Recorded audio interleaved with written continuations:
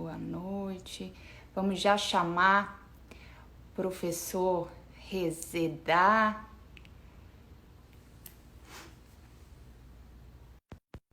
Boa noite, pessoal. Olá! Tudo bom, professor? Tudo Como é que bom? estamos? Estamos muito bem, melhor agora. Pronto. Professor, seguinte, que honra tê-lo aqui conosco em mais um WebESA, né? Eu não sei se o senhor sabe, mas nós estamos em WebESA desde o dia 18 de março. Desde o dia Legal. 18 de março, todas as noites, nós temos, às 19 horas, nós temos esse encontro com grandes juristas do Brasil todo, falando diversos temas, buscando a atualização da advocacia catarinense. E hoje, como nosso tema é direito civil, vamos falar um pouquinho de dano moral, tendo a sua presença, a sua baiana presença, né, conosco, o que é motivo de grande honra, muito orgulho para nós. Antes de lhe passar a palavra, professor, já vou convidar a todos os nossos colegas que estão assistindo, e lhe convido também. Essa semana nós temos ainda, né? Hoje já é quarta-feira, mas nós temos quinta e sexta uma agenda bem repleta de super assuntos. Amanhã, às 11 horas, mas através do nosso canal do YouTube, nós temos um curso online que vai ser de processo, de contencioso civil, com o professor Eduardo Arruda Alvim, professor Leonardo Beduski e Eduardo Lamy. Então, os três professores estarão aqui debatendo processo de conhecimento. Convido a todos, então, para amanhã às 11 horas, lá no nosso canal do YouTube da ESA, conversar um pouquinho sobre processo de conhecimento. E na sexta-feira à noite, nós estaremos com o promotor de justiça, Fabrício Bastos, carioca, né, lá do Rio de Janeiro, vai vir falar sobre direito consumidor para a gente, tutela coletiva do direito consumidor, tema muito importante, principalmente em tempo de pandemia. Tá certo? Professor Salomão, já começaram aqui os elogios quanto à sua aula. É muito bom ver os nossos alunos, né, interagindo. Muito obrigado pela sua presença e lhe passo a palavra, professor. Ô, Fernanda, muito obrigado pelas palavras carinhosas. Eu quero pedir licença, né, para vocês aí de Santa Catarina, para botar um pouquinho do meu sotaque baiano aqui, levar um pouquinho de nós que estamos aqui no Nordeste, para bater um papo com vocês. Fico muito feliz pela ESA estar com esse projeto. E aí esse projeto tem duas notícias uma notícia muito boa e uma notícia um pouco preocupante, né? A muito boa é que isso vai virar uma tradição. Se prepare, tá? O mundo pós-Covid vai exigir da ESA Santa Catarina que continue com um trabalho de altíssima qualidade aí, pelo que você está falando aí, é algo surpreendente. E a notícia preocupante é que eu vou ter que me esforçar diante de tanta gente boa que já deve ter vindo falar aqui com vocês para bater esse papo. Só para deixar minhas boas-vindas aí a quem está conectando agora, eu estava falando com a nossa querida Fernanda aí, que eu amo Florianópolis, né? Eu costumo dizer que muito provavelmente era para eu nascer aí, e aí a cegonha pegou uma turbulência, me jogou num lugar legal. Mas eu acho que meu destino era aí. E em tese, eu tento ir para aí uma vez por ano, né? Basicamente para algum encontro, ou então mesmo para passear. Quando não é para encontro, é para passear. Eu costumo dizer que eu já estou aí em Florianópolis porque eu já sei andar de carro aí sem GPS. Olha só, sem o Waze. Eu ando sem o Waze aí. Eu já estou me sentindo da terra, né? Ilhéu, já está se sentindo Ilhéu. Mas como esse ano eu não consegui ir, eu fiquei muito feliz em ter vocês aqui, né? Então vocês vieram para cá, para Salvador. Bom, eu sei que a gente tem um tempo marcado, né? E o nosso foco aqui, então, é trabalhar com um tema que é um tema meio que, eu posso dizer assim, é um tema meio que da moda, né? A gente está tentando aplicar esse tema ainda aqui nosso, mas não é um tema que se pode dizer que é um tema neófito, né? Claro, não é um tema velho. Se você prestar atenção, o nosso reconhecimento de dano moral numa perspectiva legal mais pesada, vamos colocar assim, né? Tirando o caso da lei de imprensa, ela vem com a Constituição Federal de 1988. Então, dano moral por si é algo muito novo, né? E a ideia da indenização punitiva, né? O nome que até eu não gosto muito, eu prefiro mais a teoria do desestímulo, né? Eu acho que é mais adequada, porque a teoria do punitive damage, que é o americano, você traduzindo fica como danos punitivos. Mas eu acho que a gente não tem a mesma perspectiva ideológica dos americanos. Então, assim, por uma tradução, né, eu prefiro teoria do desestímulo. Mas, no final das contas, é a mesma coisa. Antes de começar a bater o papo aqui, e aí, pessoal que está online aí, fiquem muito à vontade de fazer perguntas, tá? A gente acertou que as perguntas, à medida que elas forem se encaixando com o que eu estiver falando, podem ser passadas. Vamos bater um papo aqui. Eu estou um pouco longe aqui da tela do celular, então dá para eu ver bem pouco, mas você me ajuda aí, por favor. Vou te avisando, né? Pode deixar. Eu quero dizer a vocês logo de início da minha alegria em conversar com vocês.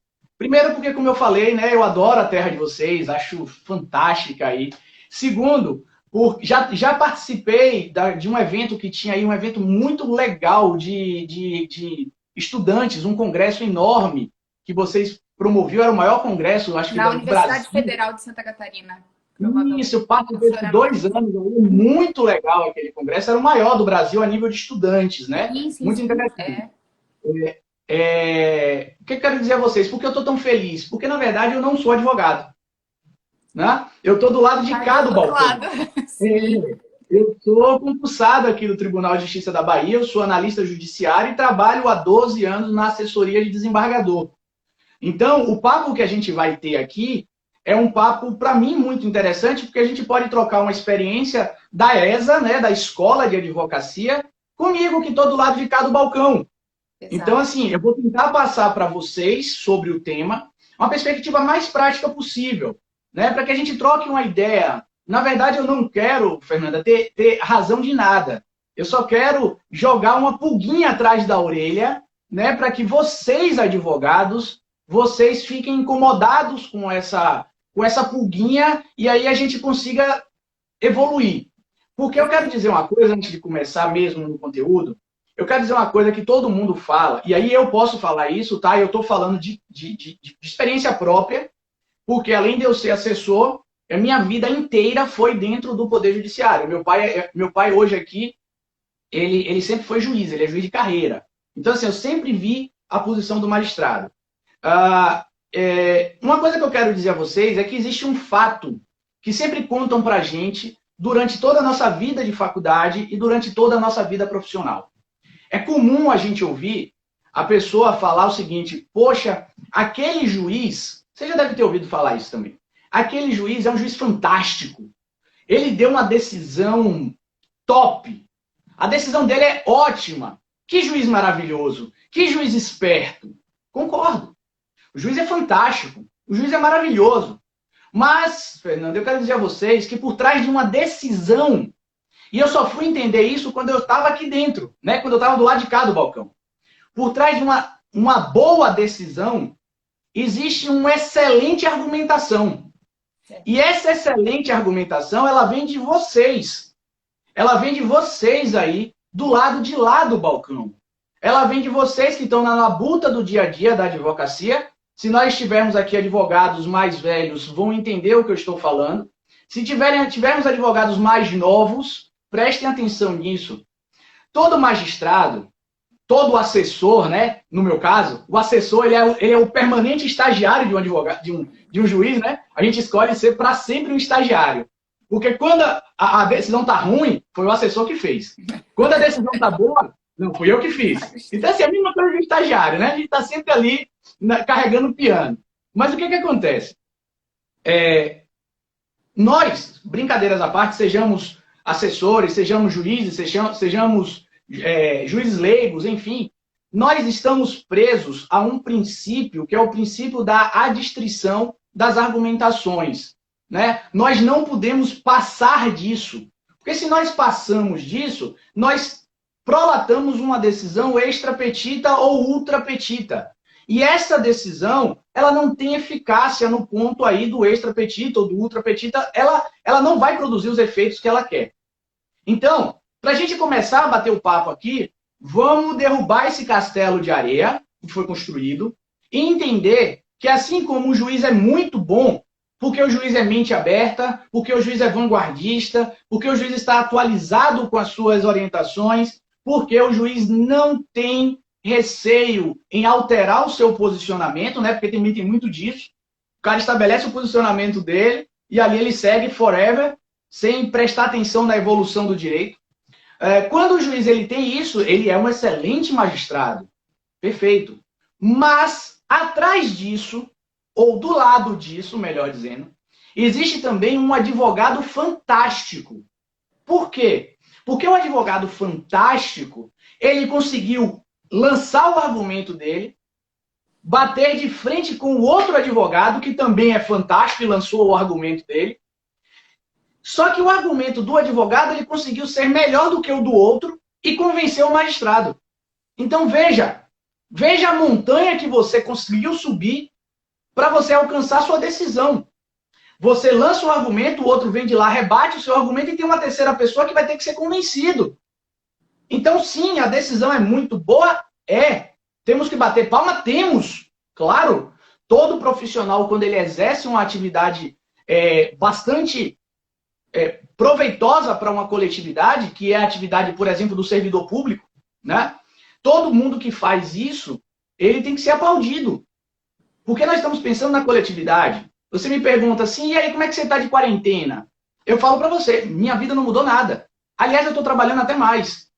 Eu tirei um negócio de pulso aqui, porque já estava doendo minha mão de tanto digitar, fazendo processo. E aí você me pergunta, mas poxa, por que você está fazendo tanto processo em quarentena? Mas é porque eu paro e penso, cada processo desse que eu faço, eu resolvo a vida de uma pessoa. Então, sim, o julgador que pensa na coletividade é excelente, mas o advogado que argue também é excelente. E aí, com base nisso, a gente tem que internalizar, penso eu, que o argumento tem que ser cada vez melhor, tá? Temos que ter argumentos cada vez melhores para que a gente possa convencer o juiz. E aí a ideia de dano moral, ela evolui, Fernanda, num galopar gigantesco. O que a gente discutia de dano moral há pouco tempo, hoje já não é mais dano moral. Perceba, se você for fazer uma pesquisa jurisprudencial, a ideia de dano moral, propriamente dita, da ideia de punitive damage, essas coisas todas, ela nasce lá na Inglaterra, no final de 1800 e alguma coisa. Lá na Inglaterra, com uma confusão que foi feita contra o rei lá, publicaram uma notícia indevida do rei, uma notícia com um pseudônimo, e ninguém se identificou, e aí o rei saiu, mandou um mandado para prender todo mundo que escrevia jornal, um mandado coletivo de prisão, enfim. No Brasil, quando você vai fazer uma pesquisa na jurisprudência do Tribunal Superior da época, que era o STJ, o STF, quando você vai fazer a pesquisa, você vai ver que a primeira vez que o STF fala em dano moral é em 1953. Olha só, novinho, né? Novinho, a gente tem aí o quê? 17 anos. Muito recente. 17 o quê? 57 anos. 67 anos, muito recente. Então, assim, 67 anos é coisa para ontem. Só que o dano moral, quando ele era falado lá, ele era falado numa expressão de dano material. Porque os caras não conseguiam enxergar que o dano moral era um direito à parte. Então ele falava assim, por exemplo, um pai que foi atropelado, tem muito desse caso, né? Um pai que foi atropelado por um trem e foi morto na linha do trem. Então o filho tem direito a dano moral porque o pai não vai mais sustentar a família. Uai, isso não é dano moral. Né? Isso é um dano material projetado para o futuro. Né? Aí a gente tem vários precedentes que diz lá, o dano moral somente será indenizável quando refletir no cunho patrimonial. Então isso não é dano moral. Eu não vou ficar na parte histórica, mas só para a gente entender que o dano moral ele é muito, muito, muito, muito, muito novinho. E isso se reflete muito nas ações que eu falo, nas petições, nos procedimentos que são apresentados no Poder Judiciário. Basicamente, para resumir um pouco, por causa do nosso tempo via Instagram, né, que a gente tem uma limitação de tempo, e aí eu te falei, quando a gente estava falando lá no WhatsApp, eu falei, olha, puxa a rédea, porque baiano conversa muito. E baiano em quarentena, trancado em casa, é um inferno. Então, puxa a rédea aí quando quiser. Fique à vontade, temos Quando tempo. quiser interromper, fala aí, ó. Fala, ops, para, e aí eu paro. Não, tá? temos tempo. O que é que a gente tem que perceber quando a gente trabalha com dano moral? Primeira coisa que a gente tem que perceber quando trabalha com dano moral é o lado reverso do dano moral, que é uma palavrinha que eu vejo que os advogados se irritam muito, que é chamada de mero aborrecimento. Né? A expressão mero aborrecimento, quando vem na decisão assim, o advogado chega e se arrepia. O advogado olha e fala assim, não, o juiz não quis decidir. Botou mero aborrecimento ali porque ele não quis decidir. Tranquilo, beleza. Existe essa possibilidade, claro. Efetivamente, tem juiz de tudo quanto é tipo. Mas o mero aborrecimento, ele é um instituto visível no sistema? Ele é o lado contrário da moeda do dano moral.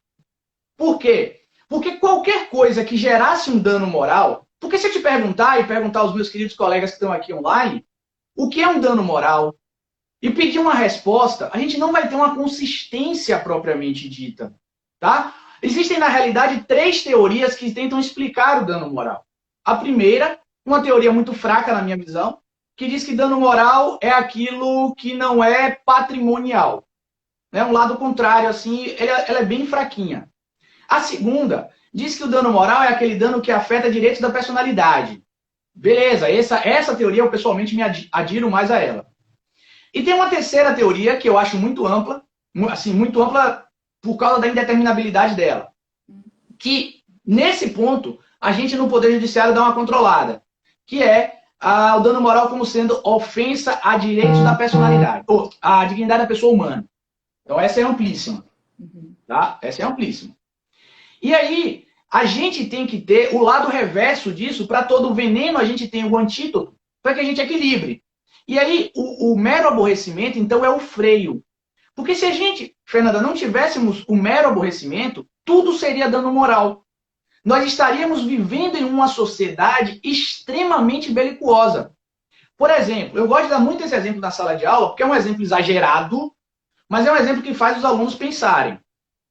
Imagina você, chega lá toda arrumadona, bonitona, chega lá, a moça vai comprar um chocolate.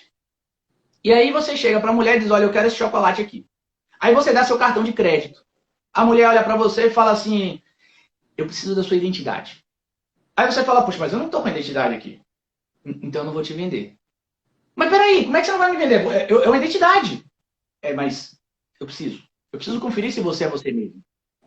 Se a gente for levar isso na ponta da faca, né, como a gente fala aqui no Nordeste, se a gente for levar na ponta da faca, ela tá lhe acusando de estelionato. Ela está dizendo que, em tese, você está usando um documento que é falso. Afinal de contas, a boa-fé se presume, a má-fé não. Mas você sabe que isso aqui não tem aplicabilidade, isso. Né? Então, isso seria uma ideia de mero aborrecimento. O fato é que, com a evolução do nosso sistema, né, a gente está começando a chegar a um ponto de equilíbrio entre mero aborrecimento e dano moral. Vou te dar um exemplo. O ato de parar numa porta giratória não gera dano moral mais. Gerava. Há um tempo atrás gerava. Há uns 6, 7 anos gerava. Hoje não gera mais. A gente já viu que ficar preso, parar numa porta giratória pode ser uma conduta normal do dia a dia. O que vai te gerar o dano moral é a conduta do segurança em reiteradamente travar a porta. Tá? Sair de uma loja e o alarme tocar, tudo bem. Não é dano moral. O que vai gerar o dano moral é a posição do segurança em te abordar logo depois disso. Tá? Porque o alarme pode tocar, você pode voltar e chegar lá e falar, ó, moça, tocou, dá uma olhada aqui para mim. Seria uma ideia de razoabilidade. Por exemplo, eu peguei um processo recentemente, e aí eu peço licença só para não falar a empresa e tal, porque eu não sei se foi julgado, porque quando a gente joga na pauta, a gente perde o direcionamento dele. Quer dizer, julgado foi, não sei se foi transitado ou julgado. Que a pessoa fez uma compra de uma empresa grande num shopping e o alarme tocou. E o segurança foi abordar ela fora do shopping. Então o segurança saiu seguindo ela e quando ela estava fora do shopping, o segurança abordou. Isso sem qualquer juízo de mérito, mas isso é uma tentativa, instruído muito provavelmente pelo corpo jurídico da empresa, de você fazer uma mitigação e tirar aquela situação do dano moral para uma situação de mero aborrecimento. Por quê? O alarme, o barulho, a imputação coletiva de uma suposta prática de crime, né, que é o alarme tocar, ela já se esvaiu ao tempo. Então, o segurança foi seguindo. Quando a mulher chegou no estacionamento, ele abordou a mulher e pediu para a mulher voltar. Né? Pediu para a mulher vir para o estabelecimento. Tanto que o grande problema aí, que o cerne da questão, não foi nem essa abordagem no estacionamento. Foi o que aconteceu dentro da loja. Tá? Então, a gente tem essa questão também. Por que eu estou falando isso? Porque com esse mecanismo de evolução, vocês, advogados, devem também se adaptar a essas situações. Tá? Vocês devem se adaptar. Por exemplo, o STJ, ele tem um entendimento, ele tem, o que eu costumo dizer, o STJ tem algumas decisões que são decisões carta na manga. Né? Se você for fazer uma análise do STJ, ele tem algumas decisões que são decisões carta na manga. Uma dessas decisões carta na manga é a decisão que é um posicionamento, não é um posicionamento consolidado, tá? Não é súmula, não é nada, mas é um posicionamento que alguns ministros eles já estão usando com uma frequência constante. Que quem atua na área de dano moral já deve ter ouvido falar nisso, que é a expressão seguinte: o mero rompimento de um contrato não gera dano moral. Ponto. Isso, eu não sei se o TJSC faz, mas o TJBA, a gente tem decisões que aderem a isso. Aliás, o gabinete que eu trabalho, a gente adere a isso. Tá? Fazendo aqui minha confissão. A gente adere a essa ideia. Então, o que acontece? Por exemplo, imagine que você foi passado por um médico seu um exame de rotina. Você está bem, você está tranquila. E aí você vai fazer um exame de rotina. Chega lá, você resolve fazer todo dia do seu aniversário, você faz um exame de rotina. Você chega lá e o plano de saúde diz: não, essa cliente aqui ela não tem direito a fazer esse exame de rotina, não. Ponto. Nessa situação, gera dano moral para você? A questão. Esse ato por si só não geraria, em tese, dano moral, segundo a ideologia mais moderna. Por quê? Porque o que era negativa de contrato antigamente, gerando dano moral, hoje já não é mais. Então ali foi só um mero descumprimento contratual. Tá? Agora, imagine que uma pessoa vai fazer um exame, porque esse exame é necessário para que ela faça, porque ela vai se submeter a uma cirurgia. Aí a negativa vem lá e fala: você também não vai fazer esse exame. Mas perceba que a justificativa do exame é diferente. Fundamento, totalmente. Então, na hora de construir a petição, vocês, advogados, têm que sair do óbvio, que seria a questão do descumprimento do contrato, que eu vejo muito assim: porque gera dano moral porque é contrato de saúde, então o contrato de saúde, quando nega, tem que ter dano moral. Não, nem sempre. Nem sempre. Então a gente tira daqui e joga aí, colocando a perspectiva de haver uma identificação de uma situação mais gravosa. Tá? Então, toda a construção de uma petição inicial, ela tem que necessariamente prestar atenção no mero aborrecimento. Acredito eu que vocês podem já se antecipar ao juiz e dizer o seguinte: olha, doutor, eu até entendo que o STJ ele tem um entendimento que um mero descumprimento contratual seria um mero aborrecimento. Mas perceba que nesse caso aqui não é. Não é, porque neste caso aqui, nós temos uma ideologia aqui mais voltada para risco de saúde. Então, o que está gerando dano moral não é o contrato, mas o risco de saúde que a negativa se impôs. Então, o dano moral está em outro ponto da ideia existencial, entendeu? É outro ponto. Até mesmo porque, quando eu fiz meu mestrado em 2008, eu concluí em 2008, eu escrevi exatamente sobre a questão da quantificação do dano moral. E tinha um desembargador, me desculpa, mas eu não sei se ele está aposentado ou não, tinha um desembargador no Rio de Janeiro chamado Gessé Torres. E ele tinha uma expressão muito interessante que ele dizia assim, olha, o dano moral não pode ser a batata frita da promoção. Ou seja, não é porque você pediu uma coisa que necessariamente você ganha o dano moral. Né? E por coincidência, eu estava visualizando alguns Instagrams, etc e tal, e um amigo meu reclamou exatamente isso, falando em batata frita. Que ele disse que ele comprou 3 vezes numa McDonald's e as 3 oportunidades deram um problema. E na última, eu achei fantástico isso, na última oportunidade, ele comprou e veio menos um sanduíche. E aí ele teve que voltar para a McDonald's, ele pediu por delivery, né? Ele teve que voltar para a McDonald's, que fica a 1 quilômetro da casa dele. E quando ele voltou para casa, a batata frita dele estava fria. Aí ele perguntava, e quem vai pagar minha batata frita? Sem mentira nenhuma. Aí eu lendo, eu falei, pronto, esse aqui já vai para o Poder Judiciário. Sem mentira nenhuma. Eu peguei um processo, é meio esdrúxulo, mas assim, pra gente dar risada, eu peguei um processo em que um rapaz foi para um motel com uma moça e não conseguiu manter relação sexual com a moça e processou o motel. Processou o motel. Alegando que o motel cobrou dele por um serviço que ele não usou. Aí pedindo pagamento em dobro. Pedindo pagamento em dobro e além do pagamento em dobro, dando moral. Meu Deus do céu. Você entende? Então, assim, temos que olhar a questão do dano moral com um pouco mais de calma, um pouco mais de cautela.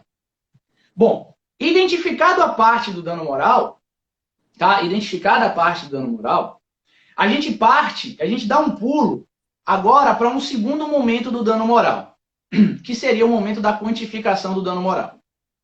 Esse é um momento bem pesado para os advogados, porque, na verdade, a gente não tem um tabelamento do dano moral. O último tabelamento que a gente tinha era na lei da imprensa, que foi aí jogada para cima, né? O STF disse que não podia, etc. Então a gente não tinha um tabelamento. Ah, tem sim. Lá no tribunal que eu atuo, alguém pode falar, né? No tribunal que eu atuo, geralmente o juiz dá 10 mil de dano moral. Beleza? Mas aí o juiz está tentando racionalizar o comportamento dele.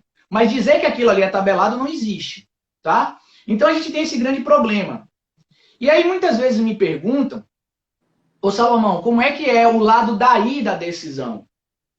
E aí eu digo a vocês que por minha experiência, né, que eu pego processo quase todo dia, envolvendo danos morais, por exemplo, pela minha experiência, quando se fala em quantificação de danos morais, nós vemos a quantificação de dano moral, ao dano moral como um todo, em 2 patamares.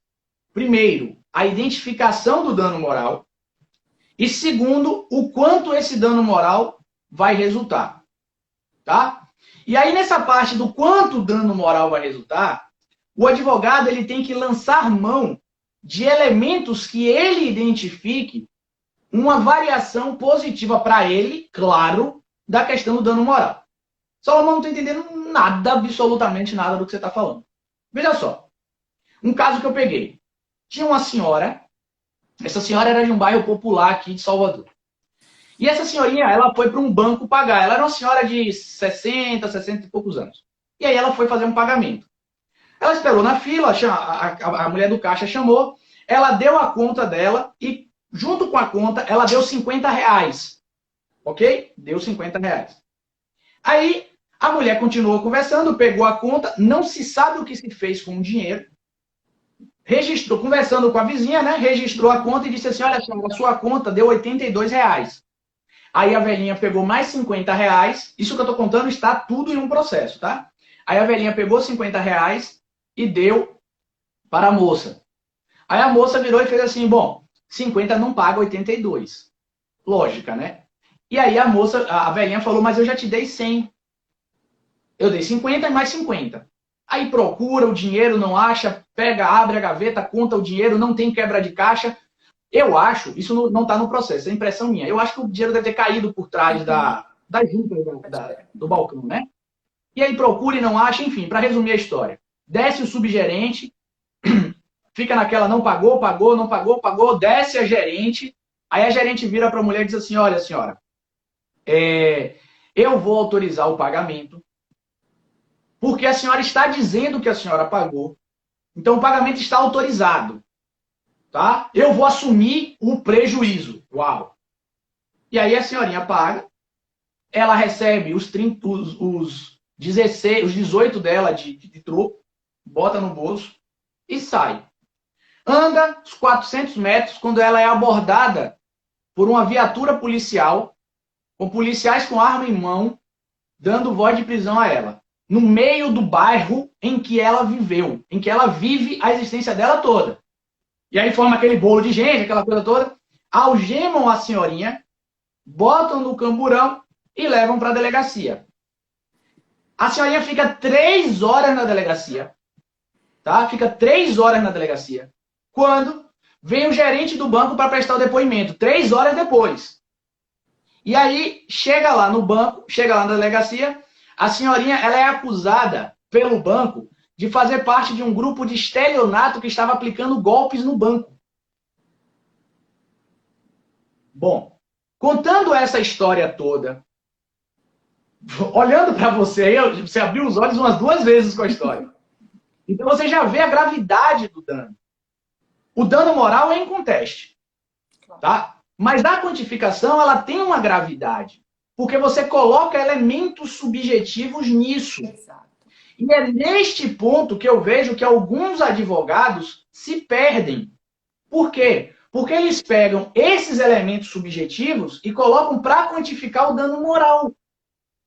Quando, na verdade, ele não está no ponto do dano moral. Falando academicamente aqui, né? Ele não está, se a gente pudesse repartir o dano moral, ele não está na qualificação do dano moral. Ele está na quantificação do dano moral. Você quer ver um exemplo bem interessante? Me escapuliu aqui a súmula, mas tem uma súmula do STJ que diz assim, a mera apresentação de cheque pré-datado, por si só, já gera dano moral. Essa súmula é uma interpretação dos deveres anexos do contrato e etc e tal. Havendo uma outra live, a gente bate um papo sobre deveres anexos. E aí, o que eu vejo na prática? Eu vejo alguns advogados dizendo assim, poxa, olha, o cara apresentou o cheque antecipado e meu cliente entrou no negativo, então ele tem dano moral por causa disso. Não. Ele não tem dano moral por causa disso. Porque a súmula diz que só em apresentar o cheque ele tem dano moral.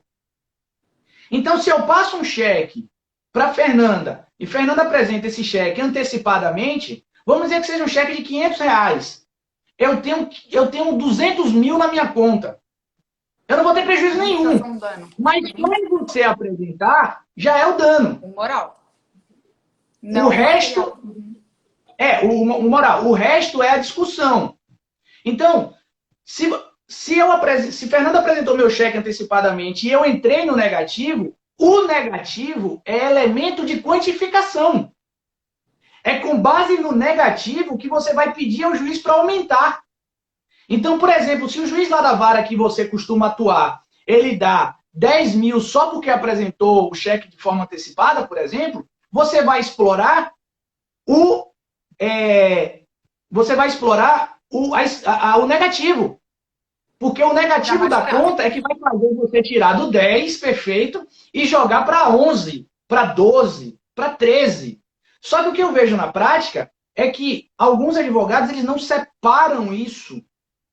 Eles pegam e dizem, olha, doutor, o dano moral aconteceu porque apresentou cheque antecipado e eu fui para o negativo. Veja, apresentou e eu fui. Aí o juiz está, beleza, efetivamente apresentou e você foi, é dano moral, então eu vou botar meus 10. Olha como uma coisa fica diferente você dizer, olha, doutor, a apresentação do cheque por si só já gera dano. Súmula X, que eu me esqueci agora, do STJ. Esta apresentação resultou para o meu cliente na negativação. Então não foi uma apresentação simples, foi uma apresentação qualificada, vamos botar assim. Então, essa apresentação qualificada vai pegar com que a minha valoração de dano moral, ela suba, ela aumente, tá? Aí,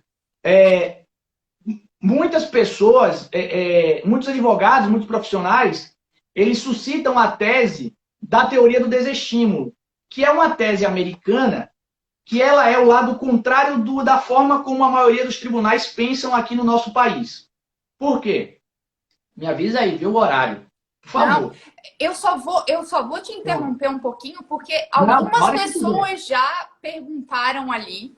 Eles querem saber o final da história da senhorinha. Ah, a senhorinha, ela foi. Ganhou quanto? Ganhou. Ela ganhou uma boa indenização.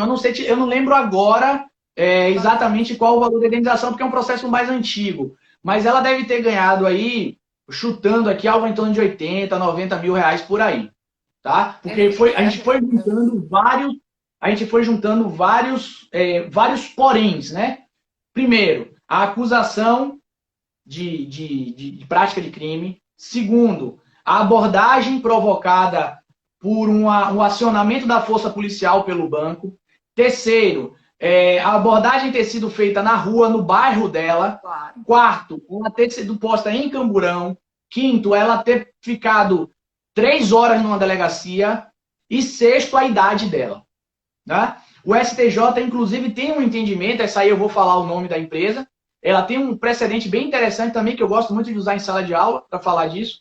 Eu não sei se você já ouviu falar em um medicamento chamado não sei o que do sol. Cogumelo do sol. É um medicamento que é anunciado nesses programas populares da tarde. Televisão. E esse medicamento, ele promete meio mundo de coisas. Aí tinha uma senhora que estava assistindo esse programa e ela tinha câncer. Então, ela verificou que tinha uma informação que foi prestada que dizia que o medicamento era bom para prevenir / curar o câncer. E aí, o que foi que essa senhorinha fez? Comprou uma caixa, comprou quase um container de cogumelo do sol e começou a ingerir cogumelo do sol alucinadamente. Um tempo depois, claro, assim, eu estou exagerando aqui, né? Um tempo depois, que ela foi no médico e aí qual foi o resultado? Nada. Nada. Continuava, infelizmente, com o câncer dela lá, não tinha reduzido absolutamente nada. Aí ela entra com um procedimento e ela chega até o STJ, para a gente resumir um pouquinho a história. Se vocês quiserem observar, basta botar cogumelo do sol no precedente do STJ, você vai ver na busca jurisprudencial. E o STJ fez a quantificação de dano moral para ela, uma coisa muito interessante. Porque, voltando assim, é isso que eu falo quanto à quantificação. O STJ considerou ela consumidora, então ela era hipossuficiente por ser consumidora, ela era hipossuficiente / vulnerável também por ser idosa, e ela era vulnerável por ser portadora de doença grave de câncer. Então o STJ juntou esses 3 elementos para quantificar o dano moral dela num valor mais alto, dizendo que ela era hipervulnerável. Hipervulnerável. Então veja como é interessante o advogado destacar as 2 fases do dano moral. Né? A fase do dano moral de qualificação do dano moral e a fase de quantificação do dano moral. Esses elementos subjetivos, eles foram postos pelo profissional de forma correta na quantificação. Na qualificação, botou lá, ó, doutor, propaganda enganosa. Ela foi conduzida, propaganda enganosa, blá, blá, blá, blá, blá, dano moral. Porém, se fosse com Salomão, que não tem câncer, que é careca, mas também não está tão velho assim, e etc e tal, não é esse valor desse dano. Mas para ela, uma senhorinha idosa, incauta, ali com doença, o dano moral tem que ser maior. Tá?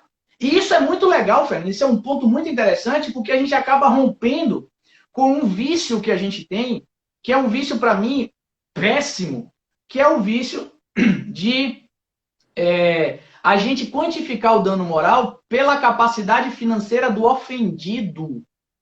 Para mim, isso é horrível. E se vocês, advogados, vacilarem na petição, vai por essa linha, porque essa linha é o mais fácil, essa linha é o mais cômodo. Mas essa linha, para mim, é péssima. Porque perceba, imagine que uma pessoa entra num banco e aí ela é presa pelo segurança, né? Que fica ali apertando o botão, a pessoa não consegue passar. Essa pessoa é um grande empresário. Ela tem uma renda, por exemplo, de 50 mil reais por mês. Vamos chutar. Essa pessoa ficou presa. Tic, tic, tic, tic.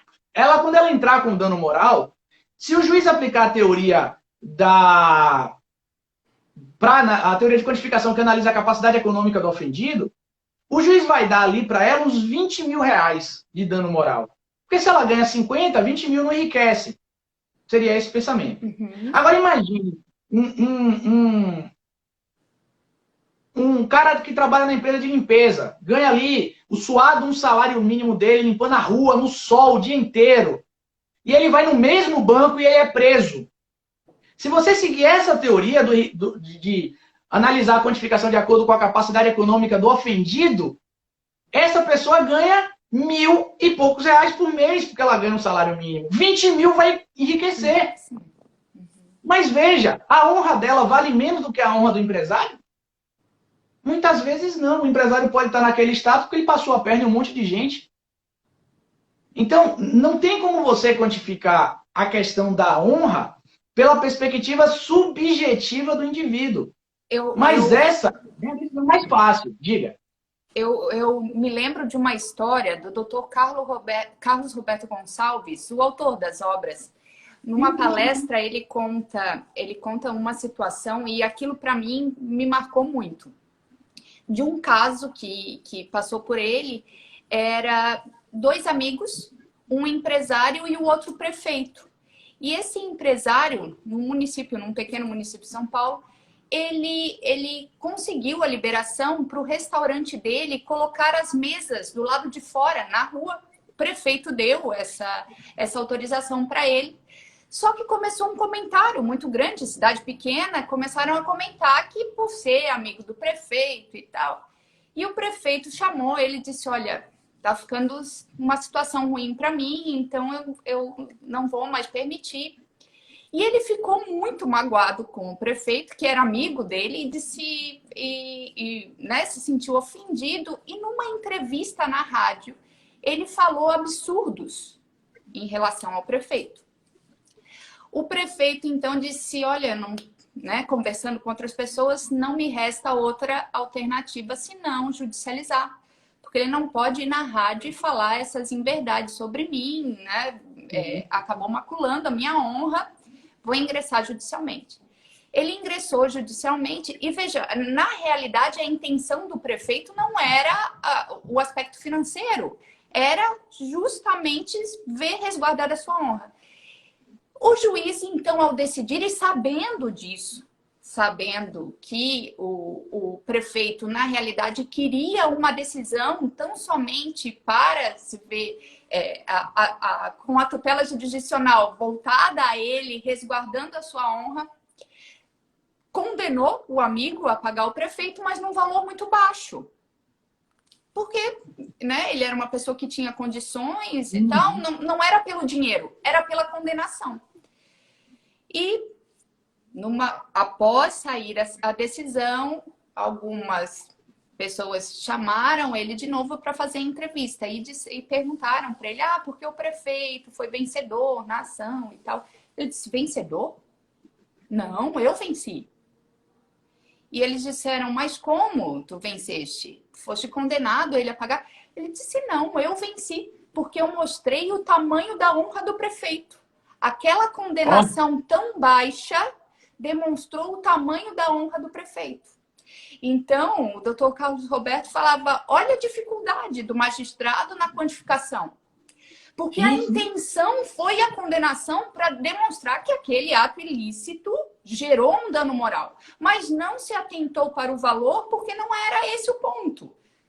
Achava ele naquela ação. Mas olha o problema que acabou gerando. Sim, com certeza. E isso é muito visível, isso é muito fácil de se identificar. O seu exemplo é muito legal, tá? O seu exemplo, assim, eu vou inclusive botar como exemplo de sala de aula agora. Mas ele é um exemplo muito legal, porque na verdade eu vejo muito isso com empresas. Né? Os juízes, alguns, eles são muito aderentes à ideia da aplicabilidade, da quantificação do dano moral de acordo com a capacidade do ofendido sobre um argumento que, para mim, é um argumento que a melhor palavra que eu posso usar aqui seria furada. Né? É um argumento furado. Por quê? É um argumento que diz assim, olha, eu não vou dar indenizações de dano moral muito grandes, por quê? Porque nós, senão, vamos transformar o Poder Judiciário em uma loteria. Só que, na verdade, a gente tem que pensar, e aí eu nem falo da questão do prefeito, que, como eu falei, foi muito boa, mas da questão de uma empresa, a gente tem que pensar que empresa não tem coração. Empresa tem bolso. E aí se faz um cálculo perfeito. E não se enganem, quem não é advogado de empresa, não se enganem. As empresas têm isso. As empresas calculam, por exemplo, quanto vai ser, quanto aquele bem vai dar e quanto de judicialização vai dar. Só para você ter uma ideia, rapidamente, uma determinada empresa, posso falar porque é fato público, a Via Varejo, por exemplo, ganhou uma ação, saiu uma ação acho que antes de ontem da Via Varejo. Ela ganhou, a Renner e etc e tal. As ações da Via Varejo subiram quase 8% diante de ontem para ontem. Então, as empresas elas têm essa ideia. Então, se faz um cálculo, por exemplo, e tem um entendimento mais ou menos no país hoje que apenas 1/3 das pessoas vão até o Poder Judiciário. E eu já vi isso. Um médico amigo meu, ele sofreu uma questão aí com um determinado carro que ele tinha, e eu falei, bicho, por que você não entra com ação? Ele fez, rapaz, para que eu vou entrar com ação? Veja, olha o raciocínio dele. Cada cliente que eu atendo, a minha consulta é R$350, mais ou menos, ou R$400 reais, vamos botar R$400. Aí eu vou entrar com um advogado, então eu vou pagar para o advogado, eu já começo no prejuízo. Aí eu tenho que sair do meu escritório e ir para a audiência. Eu tenho que sair pelo menos 1 hora antes. E eu volto, aí vai ter 1 hora de audiência, né? E eu volto, vamos botar 2h30. Eu atendo cada cliente em 30 minutos. Então, nesse período, eu perdi 5 clientes. Eu perdi R$1.500. Aí eu vou ter que ter uma outra audiência, que é a de instrução. Eu perco mais 1.500, sem falar do advogado. Para chegar lá na ponta, eu ganhar 2.000 de dano moral. Equação matemática, para mim, irrazoável. Então, eu não vou. Eu prefiro não ir. Claro. Então, nesse ritmo, 1/3 das pessoas, mais ou menos, é que vão ao Poder Judiciário. Dentro desse 1/3, faz-se um cálculo que um processo ele dura de 1 a 2 anos entre petição inicial e pagamento. Tá? R$500, vamos botar R$2.000 em 2 anos, você pega R$2.000 e divide por 730 dias. Você vai ver, não vou me arriscar nesse cálculo agora, mas você vai ver que isso vai dar aí um pouco mais do que R$2, quase R$3 por dia. Aí eu te pergunto, você é dona de uma empresa, é melhor você sofrer o risco ou você melhorar seu atendimento? Sofrer o risco. Claro. Isso foi percebido, inclusive, nos Estados Unidos, em uma das principais ações que baseiam a tese do punitive damage. A tese do punitive damage, ela diz que o juiz, quando quantificar o dano moral, ele deve quantificar o dano moral pela capacidade econômica do ofensor. Para fazer com que o ofensor não repita a atuação dele. O caso, rapidamente, mais clássico que a gente tem é o caso do Ford Pinto, que foi um carro na década de 60 que fez muito sucesso. Eu não sei, acho que a maioria, nem você tem essa noção, né? Tão nova que é. Então, assim, a minha interlocutora também não tem essa noção, mas a gente tinha um carro aqui chamado Del Rey. E esse Del Rey, o abastecimento dele era feito pela placa atrás. Depois que tiver curiosidade, bota no Google. Você baixava a placa do carro no fundo e botava a bomba de combustível ali. O Ford Pinto era a mesma coisa. Só que a tubulação do Ford Pinto ela era uma reta e aí ela chegava no tanque de combustível. A Ford já tinha estudos de que, havendo colisão ali, poderia ter um problema grave. Pois bem, tinha uma mulher chamada Lilick, que ela estava andando numa autopista, os carros passando em alta velocidade, ela estava devagarzinho, ela jogou para a direita, quando ela jogou para a direita, veio um carro de lá e bateu no fundo dela. Na hora que bateu, gerou faísca, a faísca entrou pela tubulação que era reta Então, só a título de curiosidade, a tubulação dos tanques de combustível, ela tem umas curvas, tá? Para evitar isso. Então, a faísca entrou, bateu no combustível, o carro explodiu. A passageira morreu e a motorista ficou em estado grave. As famílias entram com a ação e lá nos Estados Unidos descobriu-se que a Ford ela tinha conhecimento de que isso poderia acontecer. Porém, o Ford Pinto foi um sucesso tão grande que eles preferiram cair no risco. Porque para eles fazerem o recall, mancharia a imagem do carro, que estava um sucesso enorme. Então eles preferiram correr para o risco. Aí, quando a corte americana descobriu isso, aplicou uma indenização de danos morais, se eu não estou enganado, de 2,5 milhões de dólares para a motorista que se feriu, mas que ficou viva. Para a família da falecida, muito maior. No outro dia, a diretoria da Ford se reuniu para resolver esse problema. E isso gera reflexos até hoje. A Corolla, o Toyota, o Corolla, ele lançou um carro, o Corolla, um dos modelos que ele lançou, o tapete escorregava. Então você estava dirigindo, o tapete ia escorregando, e quando você viu o tapete, ele prendia o acelerador do carro. E aí o carro disparava. Com base nisso, com esse reflexo, a Toyota imediatamente fez um recall mundial do carro e teve uma atitude simples, botou 2 travinhas. Quem tem Corolla, olhe, tem 2 travas no seu tapete. É por causa disso. Então isso seria o efeito pedagógico do punitive damage. Só que aqui no Brasil não aplica. Aqui no Brasil, esqueça. Se você botar teoria do desestímulo no STJ, você vai ver decisão que o STJ aplica R$3.000 de dano moral num banco, dizendo que isso vai desestimular o banco. Não aplica. Então, isso vai dificultar um pouquinho mais o trabalho de vocês, advogados. Eu acho que eu já estou chegando aí na pontinha final do tempo, né? Tem quanto tempo aí? Já. Nós temos mais 5 minutos para a gente finalizar. Para o Instagram não cortar a gente. Vou ser bem rápido. Veja só, isso traz um pouquinho de dificuldade mais para o advogado. O que é que eu vejo na prática? Os advogados entram pedindo assim, doutor juiz, determinada empresa de telefonia escreveu o nome do meu cliente na SPC Serasa. Veja aqui, eu tenho um monte de decisão do tribunal que deu 10 mil, 10 mil, 10 mil, 10 mil, 10 mil. Eu quero 10 mil também. Essa é a forma fácil de você pedir. Muda um pouquinho a forma de pedir e diz assim, doutor, determinada empresa de telefonia botou meu nome do meu cliente na SPC Serasa. Então tá aqui, 10 mil, 10 mil, 10 mil, 10 mil, 10 mil. Presta atenção, doutor, que os 10 mil não está adiantando nada, porque é mais uma demanda. Então aumente aí para 15. Olhe como o pedido muda. Porque, pessoal, se o tribunal já tem precedente consolidado ou precedente vantajoso de 10 mil você já tem na mão, velho. Você tem que brigar pelo 10 mil e 1 centavo. Então, mudem um pouquinho o pedido.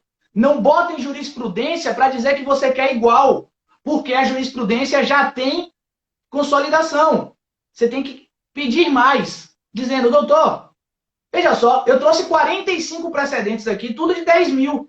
E meu cliente é mais uma ação para mostrar que esses 10 mil já está na contabilidade da empresa. Então a empresa não está se importando se vai ser 1 ou 2 ou 3. Então vamos aumentar isso para 15. Vamos ver. E assim que você vai puxando aqui. Porque pela teoria do punitive damage, como é nos Estados Unidos, a gente não está preparado para isso. Bom, eu podia falar muito mais coisa, eu falei com você. Mas o nosso prazo está acabando. Então, estamos com um compromisso aqui de fazer uma nova live para nós continuarmos o assunto. Tá certo? Claro, já o convite? À vontade. Então, à vontade, convite aceito. Logo marcamos uma outra data para a gente continuar essa conversa, que foi extremamente instrutiva. Tenho certeza que os advogados catarinenses, baianos e todos os demais que estão nos ouvindo se enriqueceram demais com as suas informações. Foi um grande prazer tê-la aqui conosco na ESA de Santa Catarina. Eu, como diretora aqui do Núcleo de Direito Civil, fico muito feliz e espero contar com a tua presença, doutor Salomão, nas nossas próximas lives aqui pela ESA de Santa Catarina. Com fé em Deus, A internet deixando, eu estou à disposição de vocês aí de Santa Catarina. É sempre um prazer falar com vocês. O único problema de Santa Catarina é que ele está muito distante de Salvador. Mas fora isso, é uma terra fantástica. Tenho alguns amigos aí, saudade de todos eles, nessa quarentena nos deixa afastado. Mas, Fernanda, muito obrigado pelo convite, muito obrigado pela confiança, né? Em um estrangeiro falar com vocês, no meio de tanta estrela, né? Fico à disposição aqui. Peço a todos proteção, né? E que a gente consiga voltar à normalidade com a maior brevidade possível. Até porque, voltar à normalidade ou não, vai ser um grande problema para a ESA, porque vai virar tradição. E aí vocês vão ter que manter Deus isso queira, aí, Deus tá? te ouça, Deus te ouça. Tá certo? E pode ter certeza que o mesmo sentimento nós temos, porque, como eu te falei hoje à tarde, catarinense ama os baianos, né? Nós somos apaixonados por vocês. Eu sou uma fã de Salvador absurdamente, assim. Vou muito a Salvador, gosto demais do povo daí, da cidade, da comida principalmente, né? Então, é muito bom ter vocês conosco, tá certo? Muito obrigada a Obrigado. todos que nos Então, acompanharam nesse período, tá certo, pessoal? E nos acompanhem nas próximas lives, tá bom? ok, Uma boa um noite forte para todo abraço para mundo. todo mundo. Um abraço. Tchau, tchau. Tchauzinho.